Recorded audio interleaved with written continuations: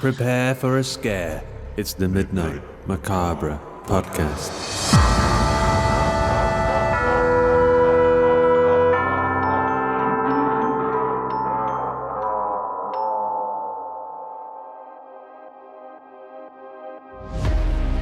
Three more days to Halloween, my silver shamrocks.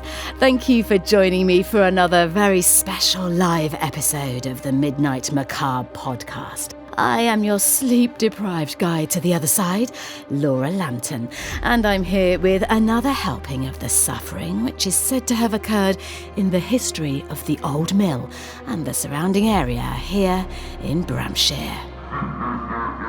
As I mentioned, I did not sleep at all well after our show last night, thanks to things going bump in the night.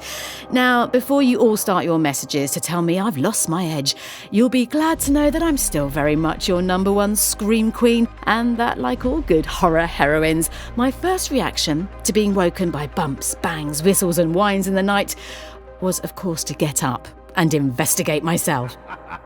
Creeping down the creaking staircase by the light of my phone, because, well, what self-respecting victim ever switches on the lights like a sensible person, I eventually found the source of the thumping and groans coming from the door leading to the old mill's cellar. I took a deep breath as I turned the handle and, of course, found it to be locked. Messaged my host, who let me know that it was an issue with the boring boiler, so I suffered the terrible fate of a sleepless night and a cold shower this morning.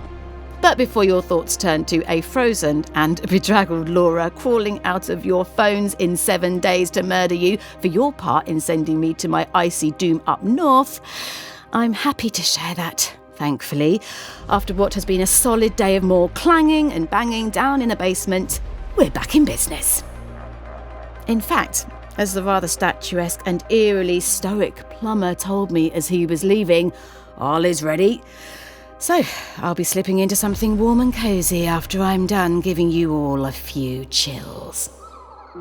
Tonight, we're stepping further forward to the 1970s and two girls who spend their Halloween chasing down a local legend to come to the aid of a wayward classmate.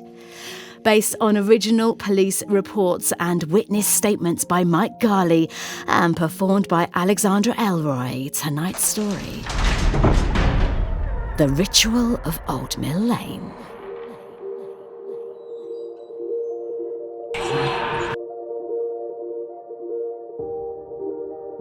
Even the rusted old cast iron door couldn't contain the stench of the place. There was a thickness to it that almost seemed to assault the senses. The girls were accustomed to the smell of industry, their fathers stank of it, but this was something different, something otherworldly. Neither Maria nor Judy wanted to go any further. "Are you ready?" Judy asked. Maria nodded as she lied to her friend and herself. How could anybody be ready for what they were about to go through?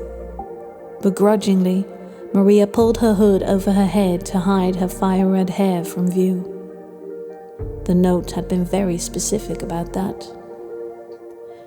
Written on old parchment paper, the letter was handwritten and delivered in the same manner. If that wasn't peculiar enough, it was sealed with a ruby-red wax stamp with a sigil of a howling wolf. When Maria's parents saw it sat atop the Daily Post, they dismissed it as some mean childish prank, but Maria knew better. Her friend Cassandra had told her about the sacrifices in Mill Lane, a ritual which was said to be capable of awakening an ancient wolf god. Cassandra had even told Maria to learn about the ritual so that she could take part in it. Maria thought herself a good and dependable friend, but even she had to draw the line at waking sleeping wolf gods. Cassandra had always been obsessed with the macabre. Even as a little girl, she'd want to play witches and pretend that they were terrorizing simple village folk. She seemed to take some sort of joy in tormenting others. A few years later, and Judy moved in down the road, and their duo became a trio.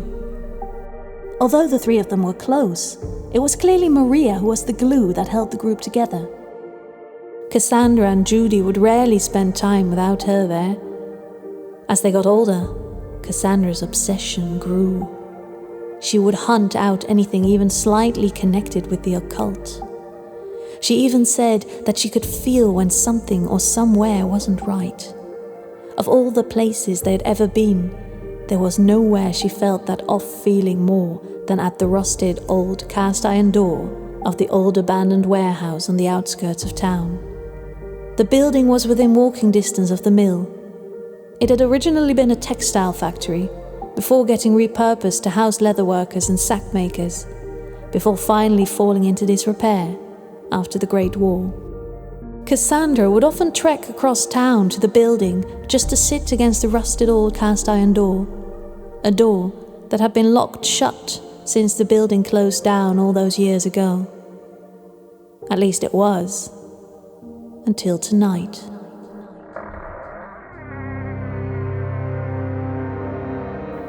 With an ominous creak, the door opened slowly. As the two girls crossed the threshold, Maria was reminded of how she felt on the day she walked into her lounge to see a policeman waiting for her.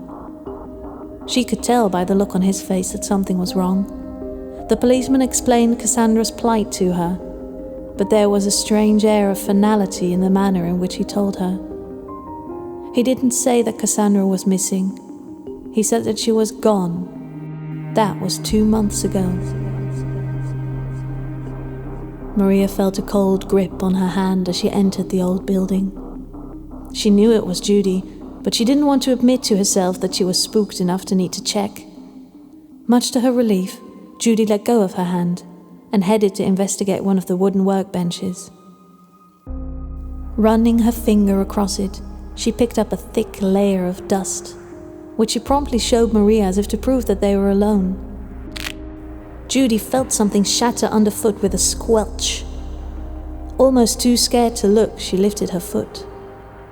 The sight of the crushed skull of a recently dead pigeon greeted her. A fine line of oil-like blood from its eye socket, evidence of its recent demise. Composing herself, she took a deep breath. The duo were far from brave, but they owed it to Cassandra to continue.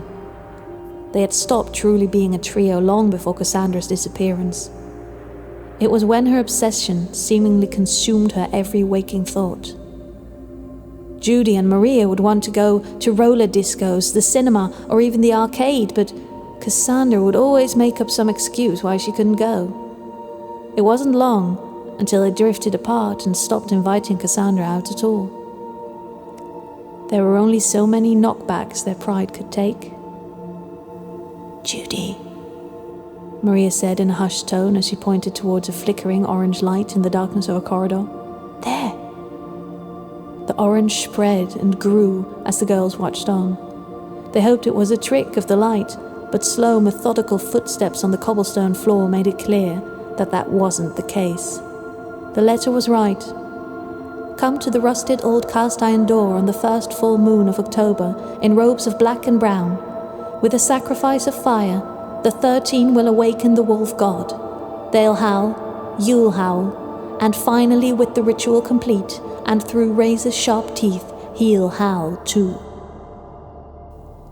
Hiding behind some empty wooden shipping containers, the girls gripped tightly onto one another. Stealing looks through the gaps, they watched as the hooded figures marched slowly through the ice-cold warehouse. There was an inevitability to their motion. They moved in unison like a funeral procession walking towards a grave. Judy held tightly to Maria's hand once more. The procession walked on. Maria felt a shiver run down her spine as if she knew exactly whose grave the hooded figures were walking towards. She had to get a proper look at them. After moving from one corner of their hiding place to another, she managed to count 11 of them walking in unison. Despite their robes, she was fairly confident that they were of the fairer sex. The figures looked as if they were members from some long-forgotten commune, but that detail was inconsequential compared to their faces. She couldn't see them at first, but she could smell them. And the unmistakable stench of rancid meat. When the figures turned towards the old iron door, she finally caught a glimpse of their faces, or at least where their faces should have been. Framed by their robes, their faces were made of a tapestry of what could only be described as roadkill. Cats, dogs, foxes, and various other wild animals were all cruelly sewn together. Dried blood caked around their stitches. They were a nightmarish sight to behold. Maria felt her stomach turn at the realization of what animal the masks resembled. "We need to go," she whispered in a fear-gripped voice. Looking towards the entrance and the wolf-faced cultists, she gestured back towards the corridor from which the cultists had entered. There was no other choice. Staying low, she darted from one bench to another to keep from their gaze before managing to make it to the mouth of the corridor and out of sight. She looked back, but Judy hadn't moved. With a mighty clang, one of the cultists placed a metal bar across the door.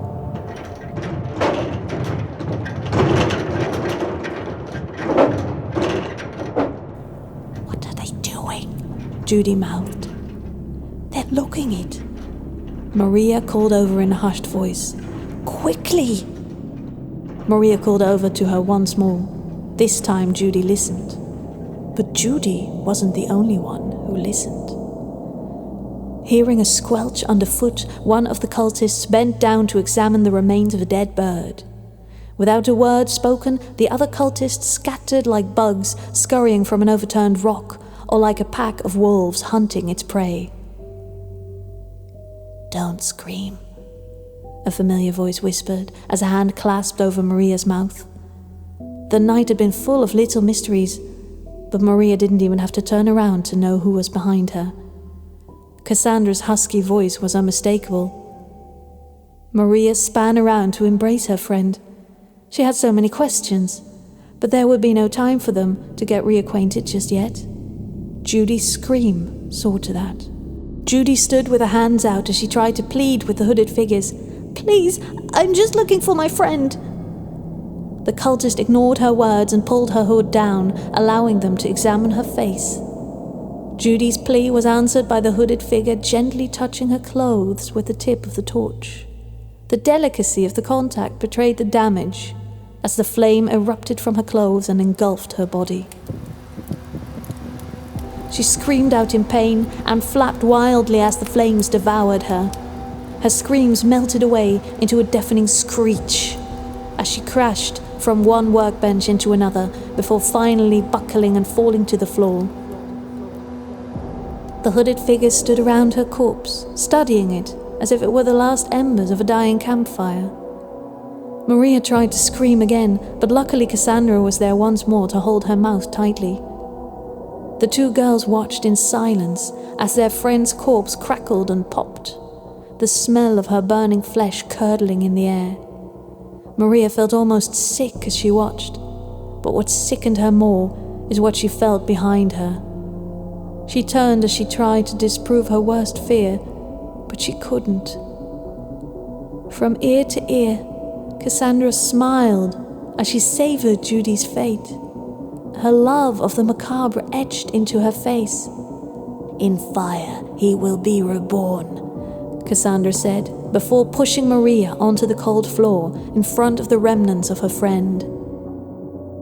Maria screamed as she narrowly avoided Judy's now blackened body. She wanted to run, but the cultist formed a circle around her, and she knew that she would find no escape on that fateful night. "Why?" Maria asked as tears began to fill her eyes. "We were friends." "We still are," Cassandra said as she walked into the circle. "Don't you remember what I said to you? I wanted you to learn about the ritual so that you could take part in it. Well, look around you," she said as she gestured at the many, many faces that made up the circle, the moonlight highlighting their blood-soaked features. You're right in the center of it." With that, the wolves, with their faces made of meat and death, started to howl.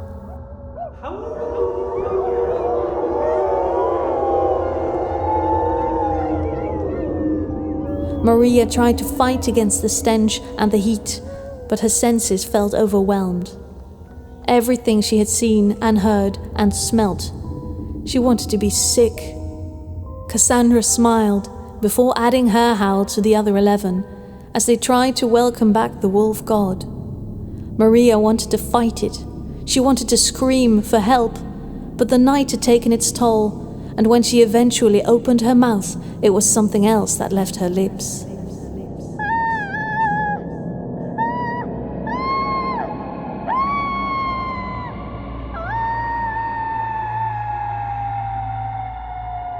They howled. She howled. And with the ritual complete, and through razor-sharp teeth, the wolf god finally howled too.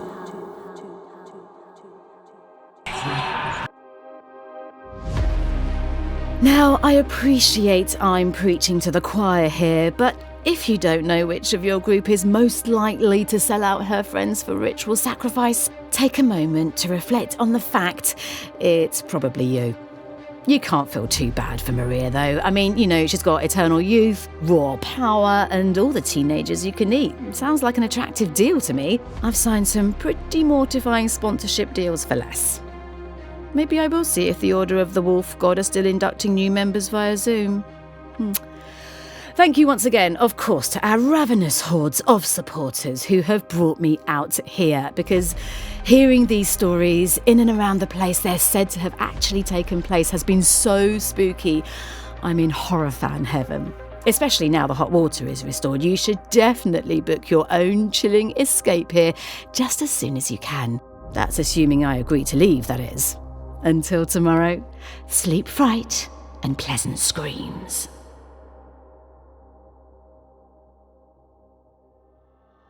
The Halloween Horrors of Old Mill Lane is produced by Hawk Cleaver and stars Emily Booth. Editing by Carl Hughes and directed by me, Andy Conduit Turner. Tonight's episode, The Ritual of Old Mill Lane, was written by Mike Garley and performed by Alexandra Elroy. Music from Sergei Cheremisinov and sound effects from freesound.org and zapsplat.com. The entire series is produced under a Creative Commons license, which of course means that you can't sell it, you can't edit it, but you can go ahead and share that to your heart's content. Join us again next time.